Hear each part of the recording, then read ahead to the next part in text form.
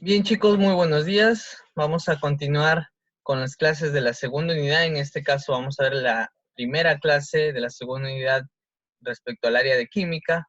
Vamos a empezar con lo que es el tema de fenómenos de la materia. Entonces, recordamos que desde el principio que tocamos el tema de la materia, siempre empezamos a decir que la materia estaba en constantes cambios, en constantes transformaciones. Y estos cambios y transformaciones iban a generar ciertos fenómenos que hoy día vamos a estudiar. Y yo sé que muchos de los fenómenos que justamente ahorita voy a presentar a ustedes lo han visto. Fenómenos, por ejemplo, como ¿cuál? Como los rayos, los truenos o los relámpagos, ¿no? Que son unos fenómenos muy visuales o visualmente muy llamativos y también generan a veces mucho susto o pánico, ¿no? Otro fenómeno, por ejemplo, el fenómeno, como vemos acá, la combustión, que siempre se da en presencia de oxígeno, como ya hemos eh, repasado, ¿no? Hecho en el repaso que hemos hecho por Zoom, justamente hemos hablado de esto, ¿no? De la combustión o la ley de la combustión, que se da en presencia del oxígeno, ¿no? Entonces, este fenómeno también es visualmente muy llamativo, ¿no? Que cuando es de este tamaño, por lo menos de esta manera grande. Otro fenómeno, por ejemplo, es el fenómeno de las corrientes eléctricas, ¿no? Que se puede ver aquí en este caso esta corriente eléctrica que está pasando de una bobina a otro. En este caso es el ejemplo de la bobina de Tesla. Ya. Posteriormente vamos a hablar en algún video de Tesla. Acá, por ejemplo, otro fenómeno son los fenómenos físicos como los cambios de estado, ¿no? Como pasando del estado sólido al estado líquido y el estado gaseoso. Otro fenómeno aquí que de repente es llamativo y muy conocido es una fritura, ¿no? Es una fritura que puede resultar en muchos casos muy llamativa y muy apetitosa, ¿no? En este caso. Otro fenómeno que vamos a ver por aquí es el fenómeno, por ejemplo, de la lluvia, ¿no? Es un fenómeno muy poco probable de ver aquí en la costa, pero bueno, en estas últimas temporadas hemos visto, sí, esas lluvias. Otro fenómeno aquí que para este fenómeno que es también muy visualmente muy llamativo y que nos lo está presentando aquí este amiguito que está aquí, es el fenómeno del arco iris, ¿no? De visualizar esos 7 colores en el cielo. Entonces ahí tenemos estos fenómenos que ocurren en la naturaleza, ¿no? Y que son fenómenos, muchos de ellos ya hemos visto llamativos. Entonces vamos a ver cómo clasificamos o qué vamos a llamar a estos fenómenos. Pero recordemos, como estaba repitiendo anteriormente, recordamos que la materia y la energía no se crean ni se destruyen, solamente se transforman. Corresponde al principio que ya lo vimos en el repaso, acuérdense, el principio que fue dado por Antonio Laurent de Lavoisier, que dio el principio de conservación de la materia. Entonces vamos a ver cómo la energía y la materia están en constante transformación, en constante cambio y están uno dependiendo del otro. Aquí vamos a, por ejemplo, ver un ejemplo muy llamativo de esto, es el ejemplo de la fotosíntesis, ¿no? El ejemplo de la fotosíntesis, cómo las plantas absorben la luz solar y el agua y sales minerales para transformarlos en lo que es energía, ¿no? Vamos a tener, por ejemplo, aquí en esta imagen de acá, cómo las plantas obtienen agua y sales minerales, perdón, a través del agua, sales minerales y a través de los rayos del sol, ellos van a obtener sus alimentos, ¿no? Van a generar, transformarlo eso en energía, que le vamos a llamar energía química. Absorben tanto el CO2 como el agua, las sales minerales y la luz solar y van a transformar esto en energía química a través de la fotosíntesis.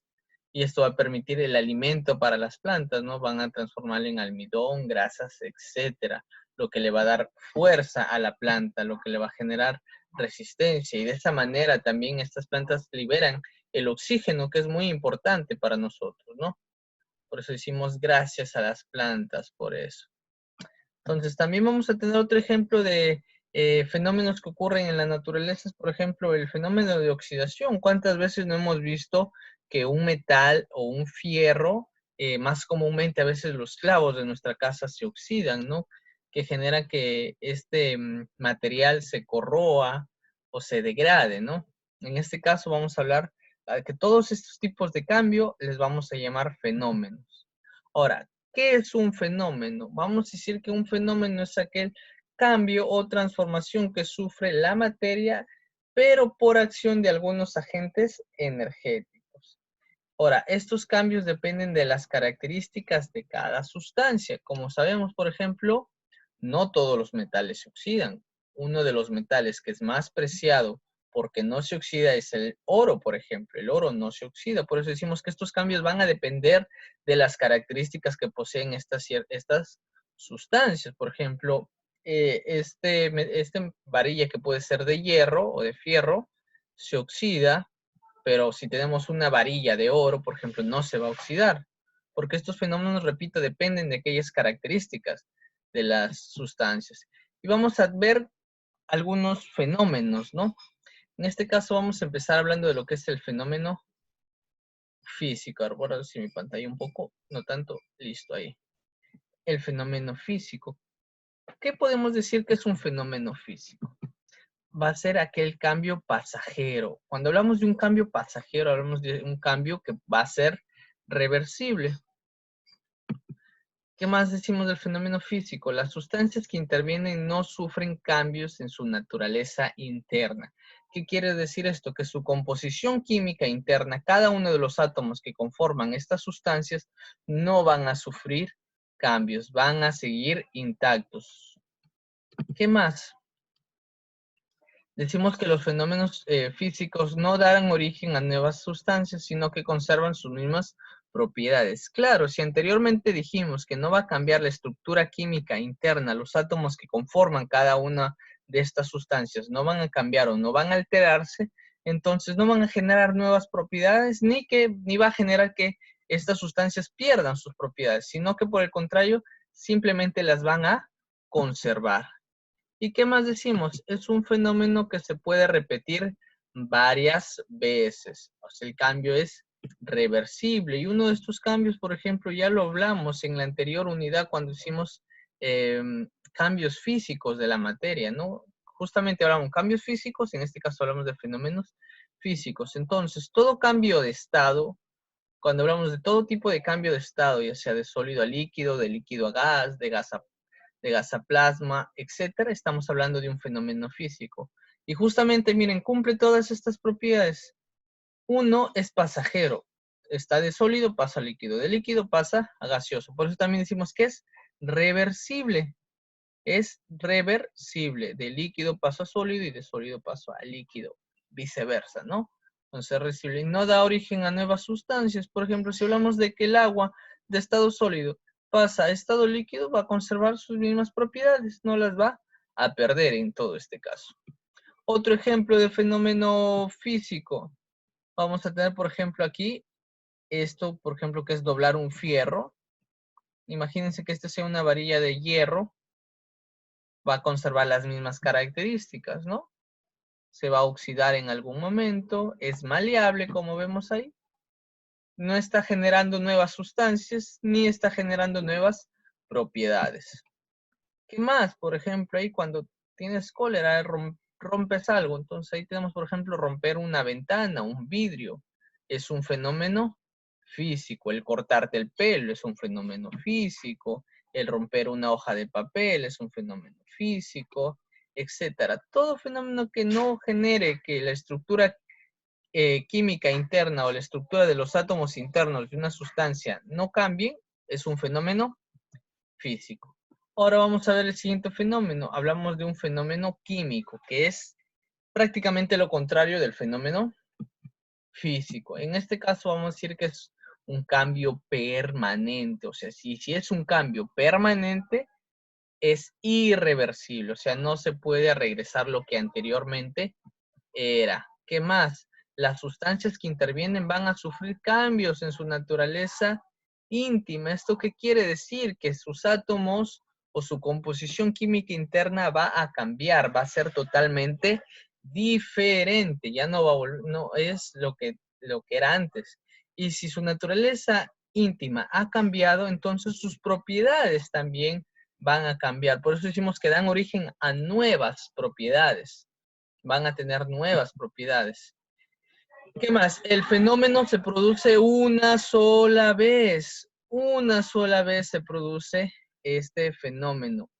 El fenómeno se produce una sola vez con la misma cantidad inicial de materia. O sea, no puedes producir el mismo fenómeno más de 2 veces si la materia no ha cambiado. Bien, por ejemplo, ahí tenemos el fenómeno de la combustión, el fenómeno de arder, por ejemplo, prender un papel o una madera. ¿Qué está generando? Va a generar un fenómeno que lo conocemos como el fenómeno de la combustión. ¿Qué va a generar esto? Que si era un papel, va a generar cenizas. Y si era madera, va a generar carbón. Por eso estamos viendo que está cambiando la estructura química interna. Sus moléculas internas están cambiando. ¿Y esto que va a generar? Que sus propiedades de la misma manera cambien. Las propiedades que va a tener el papel antes de ser prendido va a ser diferente, ¿no? Entonces, inicialmente tenemos papel. Posteriormente vamos a tener cenizas. Y estas cenizas no tienen las mismas propiedades que el papel. De igual manera, si teníamos anteriormente madera, posteriormente, después de quemarlo, vamos a tener lo que es el carbón. Y el carbón, de igual manera, va a tener propiedades diferentes a la madera. Otro fenómeno químico, vamos a tener la digestión, por ejemplo.